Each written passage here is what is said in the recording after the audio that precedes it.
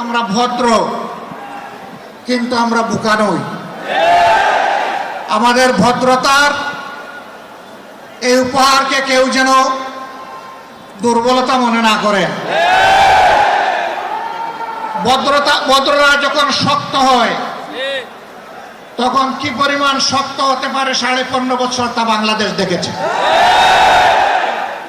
আমি কারো কথা বলবো না, কে কি করেছেন, কোথায় আপোষ করেছেন করেন না, এটা আমার সাবজেক্ট না।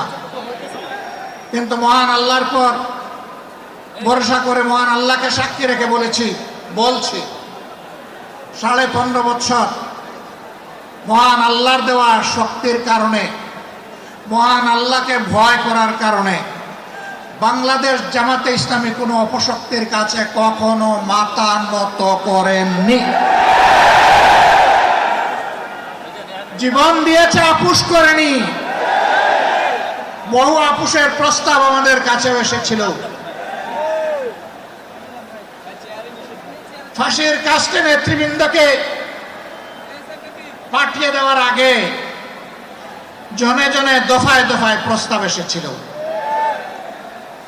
বাংলাদেশের জনগণ জানে জীবিত অবস্থায় আল্লাহ সেই নেক বান্দারা, বাংলাদেশের বীর সন্তানেরা, তারা ওই সমস্ত প্রস্তাবগুলোকে পায়ের তলে ফেলে দিয়েছিলেন।